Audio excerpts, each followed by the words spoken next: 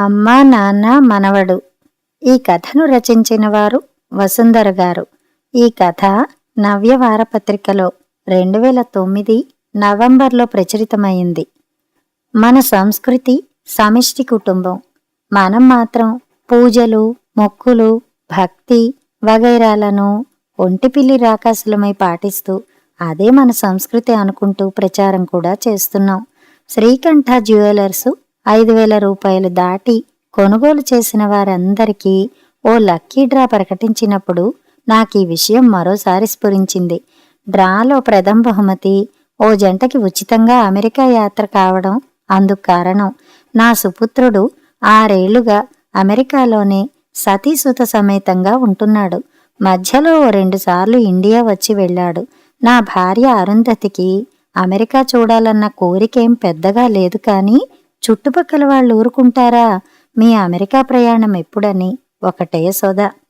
కావడానికి పవిత్ర భారతనారి అయిన ఉపవాసం పేరు వింటేనే గడగడలాడిపోయే అరుంధతికి ఇరుగు పొరుగులతో కబుర్లు లేకపోవడం కూడా కఠిన ఉపవాసం కిందే లెక్క.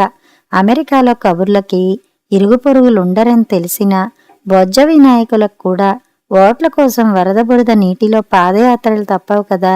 అలాగే ఇరుగు పొరుగుల కోసం అరుంధతికి అమెరికా యాత్ర తప్పదనిపించింది. అందుకే తననోసారి అమెరికా తీసుకెళ్లమని నోరు విడిచి అడిగింది పుత్రరత్నాన్ని. ఎందరో పిల్లలు తమ పిల్లల సంరక్షణ కోసం తల్లిదండ్రుల్ని అమెరికా రప్పించుకుంటున్నారు. కానీ అదేమిటో మావాడు మాత్రం అందుకు సుముఖంగా లేడు. అక్కడ మీరొక్కరోజు కూడా ఉండలేరని భయపెడతాడు. మేం భయపడకపోతే తనకున్న అప్పులన్నీ తీరేదాకా తీసుకెళ్లలేనని అసహాయత ప్రకటిస్తాడు. వాడి అప్పులు ఎప్పుడు తీరుతాయన్నదో చిక్కు ప్రశ్న. అమెరికా వెళ్లగానే కారు కొనడానికి అప్పు చేశాడు. అది తీరేలోగా ఇల్లు కొనడానికి అప్పు చేశాడు. అది ఇప్పట్లో తీరేది కాదట. ఈలోగా వాడి పెళ్ళం కూడా ఉద్యోగంలో చేరింది.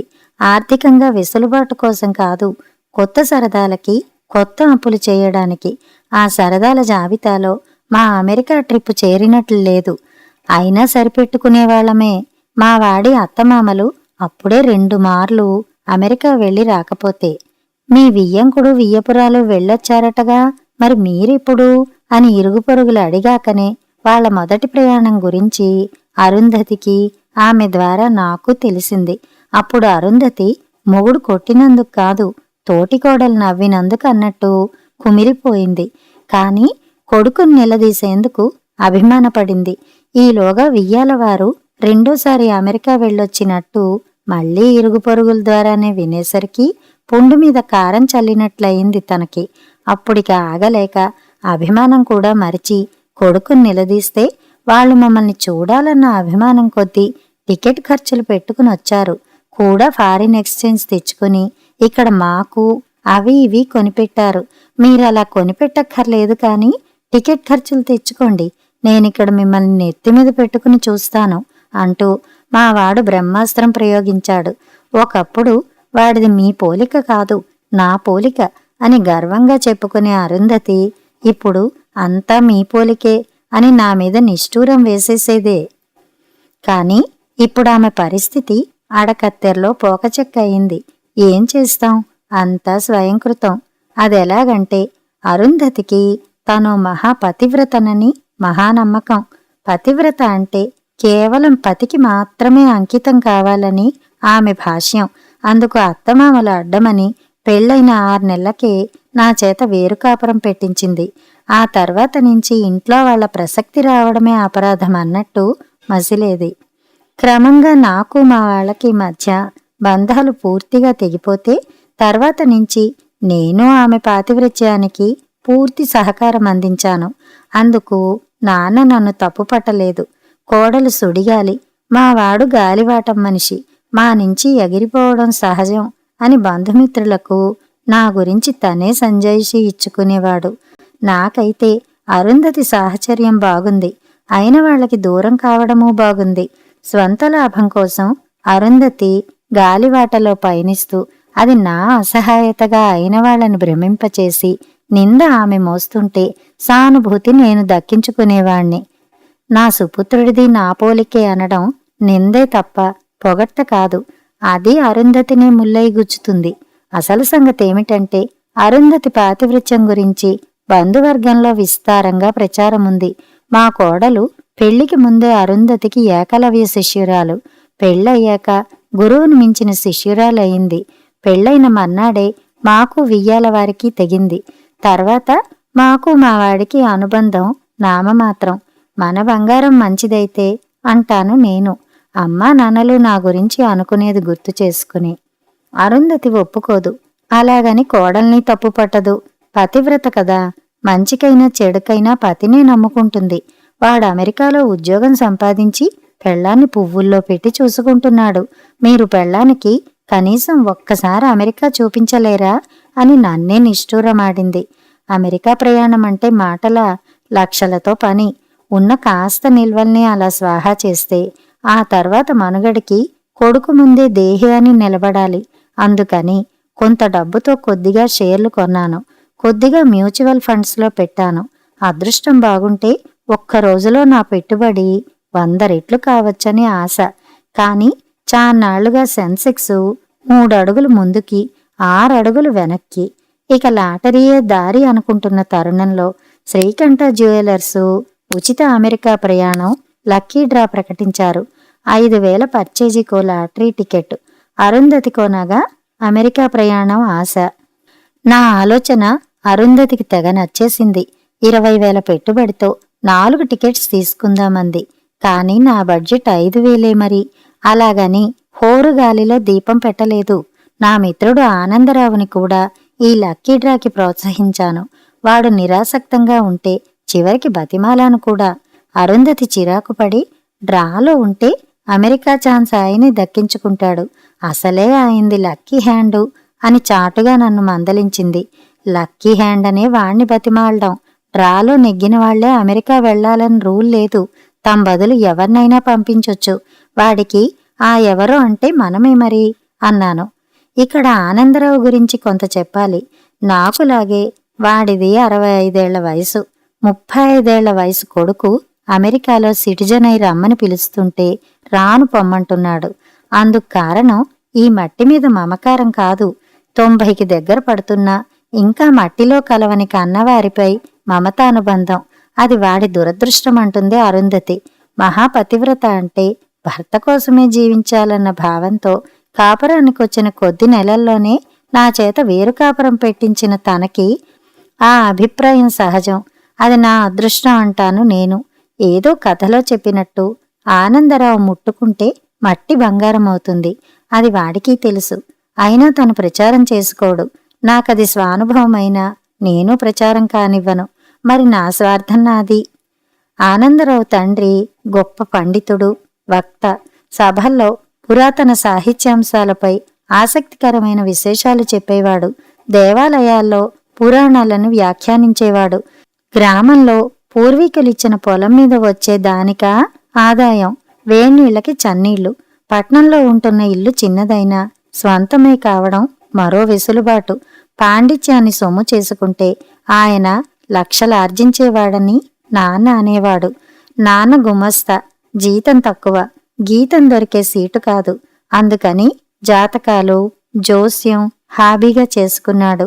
బతకనేర్చిన మనిషిగా పేరుపడ్డ ఆయన సంపాదనలో హాబీయే వేణీళ్లు, జీతం చన్నీళ్లు. ఆనందరావుకి ఓ తమ్ముడు, చెల్లెలు. నాకు అంతే.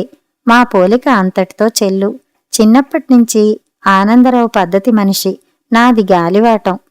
మావి పక్కపక్క ఇళ్లే అయినా మేమిద్దరం చదివేది ఒకే స్కూల్లో, ఒకే క్లాసే అయినా వాడితో పొసగక కాస్త దూరంగా ఉండేవాణ్ణి. అది కనిపెట్టిన నాన్న నన్నో రోజు పిలిచి, నీది గాలివాటం, వాడిది అదృష్ట జాతకం, వాడితో తిరుగు. అదృష్టపు గాలి నిన్ను బాగుపడే చోట్లకి ఎగిరేసుకుపోతుంది అని హితబోధతో మందలించాడు. నాన్న మాట విని బాగుపడ్డవాళ్ళెక్కువ, వినక చెడినవారు ఎక్కువే. ఆ విషయం సోదాహరణంగా నాన్నే ఇంట్లో ప్రచారం చేసుకునేవాడు. నేను కేవలం ఆయన మాటలు నమ్మననుకుందుకు లేదు. నేను ఆనందరావుతో స్నేహం మొదలెట్టాక ఆయన ఉదాహరణలకి నావి కొన్ని జతపడ్డాయి. వాడితో కలిసి స్కూలుకెడితే ఆకాశం మేఘావృతమైన క్లాస్ రూమ్ చేరేదాకా వాన పడదు. వాడి పక్కన కూర్చుంటే ఆల్జీబ్రా పాఠం కూడా అరటిపండొల్చినట్లు అర్థమయ్యేది. వాడితో కంబైన్డ్ స్టడీస్ చేస్తే కలిసి చదివిన పాఠాల్లో ప్రశ్నలే పరీక్షలో వచ్చేవి. వాడితో వెడతానంటే నాన్న నన్ను సినిమాలకు కూడా పంపేవాడు. వాడు పక్కనుంటే ఎన్టీఆర్, ఏఎన్ఆర్ల రిలీజులకు కూడా ఫస్ట్ డే మామూలుగా టికెట్స్ దొరికేసేవి. వాడు పక్కనుంటే ఎక్కడికెళ్ళినా నాకు గౌరవ మర్యాదలు లభిస్తుంటే నా వంతుగా నేను సంతోషపెట్టాలని ఒకసారి వాడి అదృష్టాన్ని తెగ పొగిడాను. కాని ఆనందరావు అదృష్టాన్ని ఏమాత్రం నమ్మడు. దినచర్యకి క్రమశిక్షణని, వ్యవహారానికి నిజాయితీని, అనుబంధాలకి మంచితనాన్ని, ఫలితాలకి స్వయం కృషిని నమ్ముకోవాలి. దుఃఖాన్ని కలిగించే దురాశ, అహంభావాన్ని రగించే అతిశయం, అసహనాన్ని పెంపొందించే అసూయ, అవివేకాన్ని ప్రోత్సహించే కోపం, పరోపకారానికి పురిగొల్పే స్వార్థం వదులుకోవాలి. అలా చేసి పొందగలిగిన నిత్య సంతోషం ఒక్కటే మనిషి అదృష్టం అన్నాడు ఆనందరావు. వాడికిలా ఆలోచించనందుకు చిన్నతనం అనిపించింది. ఇదంతా నీకు మీ నాన్న చెప్పి ఉండాలి. నాకు మా నాన్న అదృష్టం గురించే తప్ప ఇలాంటివేం చెప్పడు అని కప్పిపుచ్చుకునే ప్రయత్నం చేశాను. ఆనందరావు దీనికి ఒప్పుకోలేదు.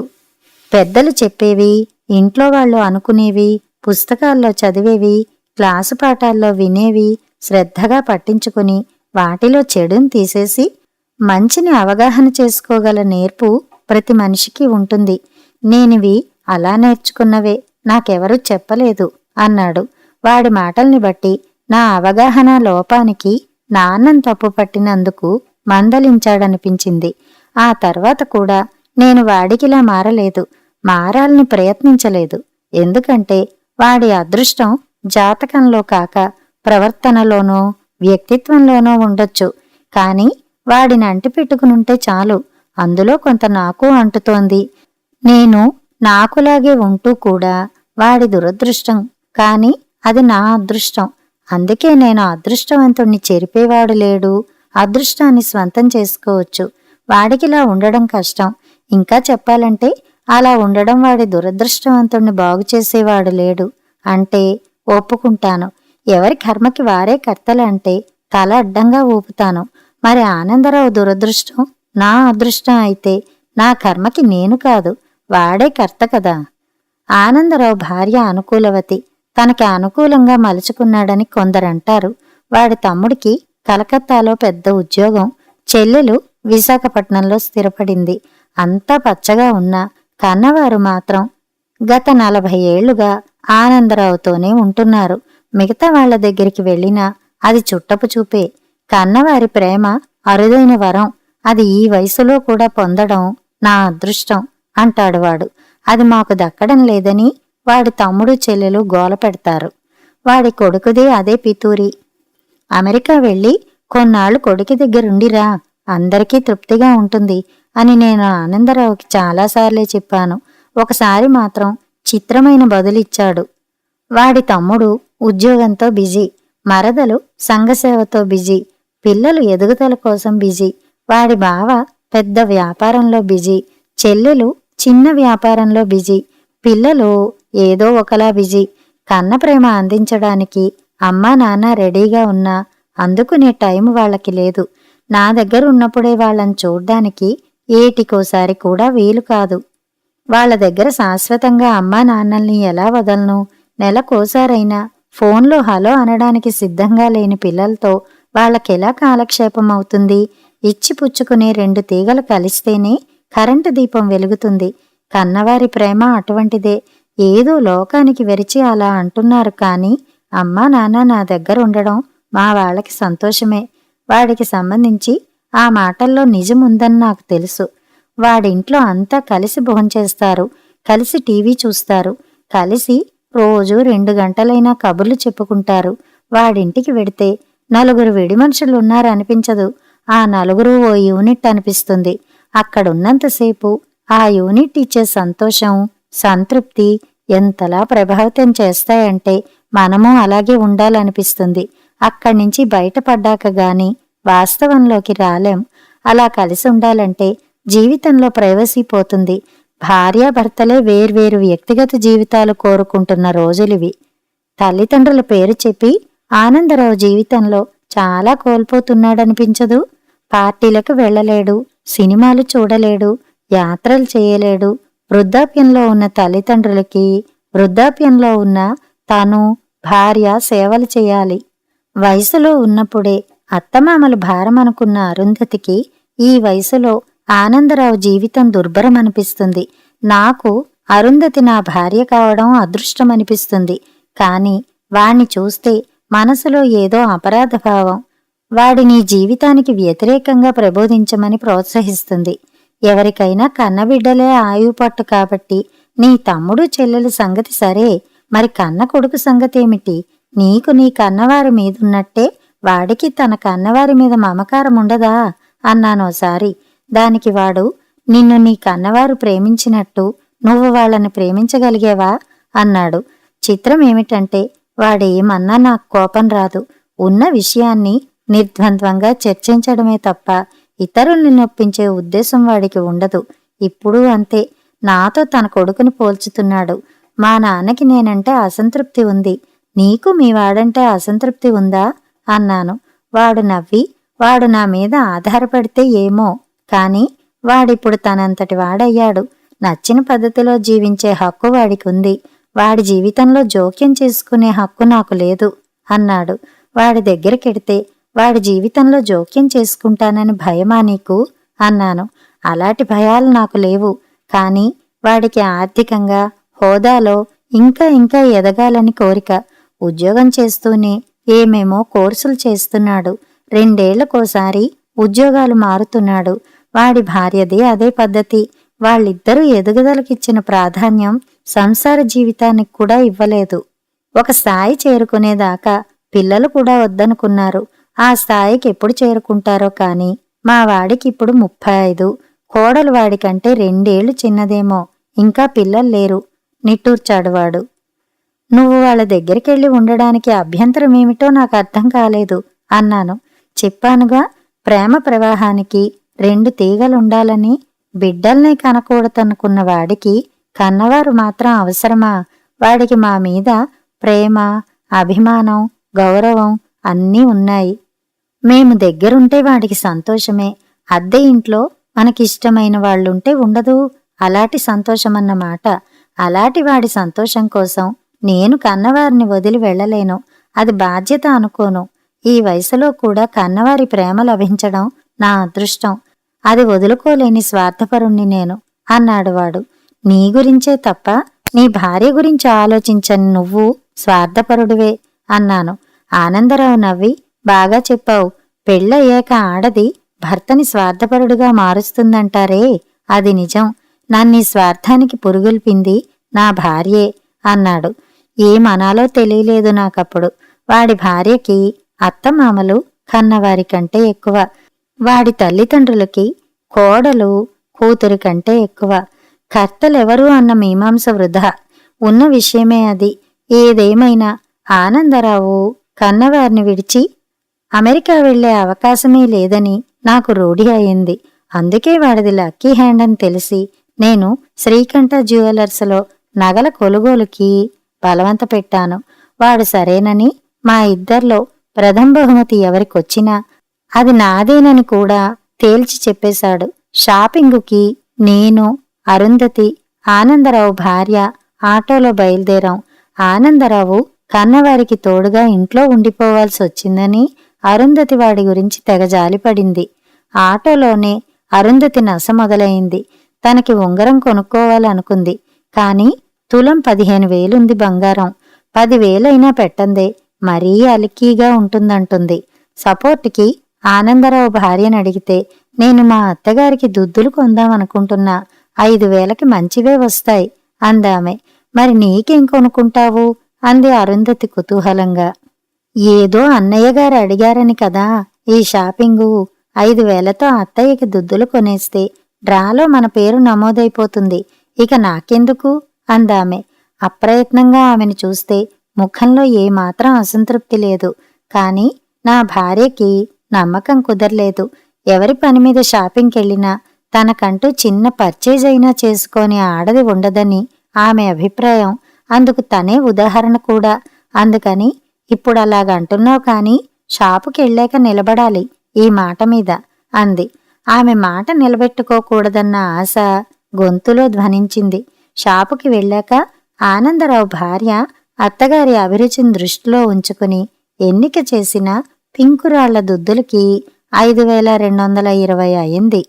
బేరమాడి 5000కి ఒప్పించిందామె. తర్వాత ఆమె అరుంధతికి ఉంగరం బేరంలో సహకరించింది. మజూరీ ఎక్కువని, మెరుపు తక్కువని, రాళ్లకి చాయిస్ లేదని, వంకలెన్ని 6000 ఉంగరాన్ని 5600కి బేరం చేసింది. అరుంధతి కూడా తప్పనిసరి అమెరికా ట్రిప్పు ఫ్రీగా వచ్చినా పెళ్ళాం కోసం మరో 2-3 వేలు ఖర్చు పెట్టలేరు, మహా పిసినారి మీరు అని గునుస్తూ ఆ పల్చటి ఉంగరం తీసుకుంది. నాకు తెలుసు, షాపులోనే ఉంగరం పదే పదే వేలికి పెట్టుకుని మురిసిపోవడం అరుంధతి అలవాటని. కాని అవతల ఆనందరావు భార్య అత్త కోసం కొంటే తను కేవలం తన కోసమే కొన్నానన్న కాంప్లెక్సు అదుపు చేసిందామెని. సందు చూసుకుని ఇక మీదట ఈవిడితో నో షాపింగ్ అంది నా చెవిలో. చూసి నేర్చుకునే అలవాటు లేని అరుంధతికి అలాగనడం ఇది మొదటిసారి కాదు. తనకి బేరం ఆడ్డం రాదు. ఆనందరావు భార్య బేరాల్లో దిట్ట. చెరువు మీద అలిగే టైప్ కాదు నా భార్య. షాపింగ్ అయ్యాక మేము ఆనందరావు ఇంటికెళ్ళాం. వాడి తల్లి అరుంధతి ఉంగరం చూసి నీ ఛాయిస్ బాగుందమ్మా అని మెచ్చుకుంది. అప్పుడు అరుంధతి మాట వరస కూడా ఆనందరావు భార్య ప్రసక్తి తేలేదు. అదేంటో అంతా అలాగే అంటారు నా గురించి అని సంబరపడింది. ఆనందరావు భార్య తన గురించి ఏమీ చెప్పకుండా వదన ఛాయిస్ నిజంగానే గొప్పదత్తయ్యా, మీ దుద్దులు తన చేతే ఎన్నిక చేయించా, ఎలా ఉన్నాయో చెప్పండి అంటూ అత్తకి దుద్దులు చూపించింది. ఇక అరుంధతిలో టెన్షన్. ఆమె బాగోలేదంటే నెపం తన మీదకొచ్చేస్తుంది. అయినా పరాయి వాళ్లు ఎన్నిక చేశారంటే చటుక్కుని ఎవరూ బాగోలేదనరు కదా. అమ్మో జగజ్జంత్రి అని ఆనందరావు భార్య గురించి తను అనుకున్నట్టు తర్వాత నాకు తెలిసింది. ఆనందరావు తల్లి అరుంధతి మీద ప్రశంసల జల్లు కురిపించింది. కాని అవి చిన్నవాళ్లకెక్కువ బాగుంటాయని కోడల్నే పెట్టుకోమని నొక్కిస్తే అభిమానం కొద్దీ మీరు అలా అంటారు. కాని మనింటికి కొత్తగా ఎవరొచ్చినా మీరు కోడలు, నేను అత్త అంటారు. అలా కూడా ఇవి మీకే నప్పుతాయి అంది ఆనందరావు భార్య. వాళ్లలా పోటీ పడుతుంటే చూడముచ్చట అనిపించింది. చివరికి ఇద్దరూ మార్చి మార్చి పెట్టుకునేలా నిర్ణయమైంది. తర్వాత స్వార్థంతో అరుంధతి ఆమె స్వార్థాన్ని నిరసిస్తున్నట్టు భ్రమిస్తూ నేను ఇంటికెళ్ళాం. అప్పట్నుంచి నేను డ్రా కోసం ఎదురు చూస్తున్నా కాని ఆనందరావు ధ్యాసే వేరు. వాడు డిజిటల్ కెమెరాలో ఇద్దరికీ ఫోటోలు తీసి కాపీలు తీయించి ఇచ్చాడు. అత్త దుద్దులు పెట్టుకున్నప్పుడు కోడలి ఫోటో చూసుకుని మురిసిపోయేది. తను దుద్దులు పెట్టుకున్నప్పుడు కోడలు అంతే. ఇద్దరికీ అవంతగా నచ్చినప్పుడు చెరో సెట్టు కొనాల్సింది. డ్రాలో మనకే అవకాశం పెరిగేది అన్నాను. ఆనందరావుని మందలించే అవకాశం వచ్చింది కదా అని. దానికి మార్చి మార్చి పెట్టుకుంటాం కదా, ఒకే రకం రెండెందుకు? ఇదైనా డ్రా కోసం కొన్నాం కాని లేకుంటే మాకున్న దుద్దుల సెట్లు తక్కువ. ఆనందరావు తల్లి రిటార్టు. కౌరవులు 100 కావచ్చు, కాని ధర్మరాజుకి 105. ఉమ్మడి కుటుంబాల్లో సామరస్యం ఉంటే ఆ జీవితం ఎంత బాగుంటుందో నేను ఆనందరావు ఇంట్లో కళ్ళారా చూస్తున్నాను. అయితే భారతం విని ఎంత నేర్చుకున్నానో వాణ్ణి చూసి అంతే నేర్చుకున్నాను. అసలు సిసలు భారతీయుడిలా. అదేమిటో ధర్మరాజుని ఆనందరావుని మెచ్చుకునేవారే కాని అనుసరించాలనుకునేవారు మన దేశంలో అరుదు. అదే నాకు మంచిది. ఆతృతగా ఎదురు చూస్తున్నా లక్కీ డ్రా తీసే ఆ శుభగడియల కోసం. అప్పుడు అందిందో కబురు చల్లగా. ఆనందరావు కొడుకు కోడలు పిల్లలు కావాలని నిర్ణయం తీసుకున్నారట. ఇప్పుడు ఆనందరావు కోడలికి 5వ నెల. గర్భంలో ఉన్నది మగబిడ్డట. చావు కబురే కాదు, పుట్టుక కబురు చల్లగా ఉంటుందని అర్థమై గుండె గుబేల్మంది. ఇద్దరూ ఉద్యోగాలు చేస్తున్నారు. వాళ్ళకిప్పుడు మీ సాయం అవసరమేమో అన్నాను. అవుననేయడు కదా అని భయపడుతూ. ఒకరికి సాయం చేసే వయసా మాది? అక్కడ పిల్లల కోసం డే కేర్ స్కూల్స్ ఉంటాయి, అవే వాళ్ళకి శ్రీరామ రక్ష అని వాడంటే మరి మనవణ్ణి చూడ్డానికైనా ఓసారి వెళ్ళవా అన్నాను ఇంకా భయం చావక. మావాడే ఇక్కడికొస్తే అమ్మా నాన్న కూడా మునిమనవణ్ణి చూస్తారుగా అన్నాడు వాడు. వాడి మనసు మారేలోగా డ్రా అయిపోవాలని తెలిసిన దేవుళ్ళందరికీ దండం పెట్టుకున్నాను. ఆ దండాలు ఫలించాయి. ఆనందరావు అదృష్టం మరోసారి రుజువు చేస్తూ వాడిదే ప్రథమ బహుమతి. వాడు మాట నిలబెట్టుకుని అమెరికా యాత్రకి నా పేరు సిఫారసు చేశాడు. ఇక అరుంధతి ఆనందానికి పట్టపగ్గాలు లేవు. తాత్కాలికంగానే అయినా ఆనందరావుని ఎందరి వద్దనో పొగిడిందామే. మాకు టూరిస్టు వీసా వచ్చింది. 6 వారాల అమెరికా యాత్రకి రాను పోను టికెట్ రెడీ అయింది. ఇక ప్రయాణం 12 రోజులుందనగా ఆనందరావు నా దగ్గరకొచ్చి 2 రోజులు అమ్మని నాన్నని చూడాలి మీ దంపతులు. మేమిద్దరం వీసా కోసం చెన్నై వెడుతున్నాం అన్నాడు. ముందు షాక్, తర్వాత భయం. తను వెళ్ళకపోతే ఏమో కాని ఎంత మంచివాడైనా ఫ్రీ టికెట్స్ నా పరం చేసి తన స్వంత ఖర్చుల మీద అమెరికా వెడతాడా అని అనుమానం. నా భయోద్వేగ సందేహాల్ని పటాపంచలు చేస్తూ నేనక్కడికి తన ఖర్చు మీదే రావాలని మా వాడి పట్టుదల. కాబట్టి ఆ ఫ్రీ టికెట్స్ నీవే. అదీ కాక మనవడు పుట్టాకనే అక్కడికి వెళదామనుకుంటున్నాం. వెళ్ళాక కనీసం 6 నెలలుంటాం. ఎక్స్టెన్షన్ వస్తే మరో 6 నెలలుంటాం. కాబట్టి నీ టికెట్స్ నాకు అక్కడికి రావు అన్నాడు. అప్పటికి తేరుకుని ఫీలింగ్స్లో ఆశ్చర్యానికి చోటివ్వగలిగాను. మరి మీ అమ్మా నాన్న? కొన్నాళ్ళు తమ్ముడి దగ్గర, కొన్నాళ్ళు చెల్లి దగ్గర ఉంటారా? వాళ్ళకెంతిష్టమో తెలీదు కాని అమ్మా నాన్న ఇదైపోతున్నారు. కొంతకాలమైనా వాళ్ళ దగ్గరికెళ్ళి ఉండకపోతే తమ్ముడికి చెల్లికి చెడ్డ పేరొస్తుందని గట్టిగా రమ్మన్రు కాని వెళితే వాళ్ళని బాగానే చూసుకుంటారని నా నమ్మకం. ఏమిటో అంతా కలలా ఉంది. మరి నువ్వు కన్నవారి ప్రేమ అరుదైన వరం, అది ఈ వయసులో కూడా పొందడం నా అదృష్టం అనేవాడివి. మనవడొస్తున్నాడనేసరికి అన్నీ గాలికి కొట్టుకుపోయాయా? అది వ్యంగ్యం కాదు, కుతూహలం. ఆనందరావు నిట్టూర్చి మనవడికి చంటప్పటినుంచి డే కేర్ అనేసరికి ఇంటిల్లిపాది అప్సెట్ అయ్యాన్రా. మా ఇంట్లో అందరూ ఎంతో కొంత అయిన వాళ్ల ఆప్యాయతని చవిచూసినవారే. అరుదైన కన్నవారి ప్రేమ రుచిని మనవడికి చూపించి మన సంస్కృతి చెయ్యిని తెగిపోకుండా చూడమని అమ్మా నాన్న చెప్పారు. అది మేమే కాదు, చెల్లి తమ్ముడు కూడా ఓకే చేశారు. ఇది మా కుటుంబపు సమిష్టి నిర్ణయం. మా మనవడికి లభించే ప్రేమానురాగాలు గమనించాక మా అబ్బాయి కోడలు కూడా తమ జీవన విధానాల్ని మార్చుకుంటారేమో ఎవరు చూడొచ్చారు అన్నాడు. ఆనందరావు అదృష్టాన్ని స్వంతం చేసుకున్న మేము వాడికంటే ముందు అమెరికా వెళ్ళాం. మా అబ్బాయి కోడలు, మనవడు మనవరాలు మా సంస్కృతి చైన్ మెయింటైన్ చేయడంతో మా ట్రిప్పు నెల్లాళ్లలో ముగించుకొచ్చాం. ఆనందరావు అమెరికా వెళ్ళి 8 నెలలయింది. ప్రస్తుతం మేమా దంపతుల గ్రీన్ కార్డ్ ప్రాసెసింగ్కి డాక్యుమెంట్స్ ప్రాసెస్ చేస్తూ నీలాంటి ఫ్రెండ్ మా అదృష్టం అని వాడి చేత అనిపించుకుంటున్నాం. కథ సమాప్తం.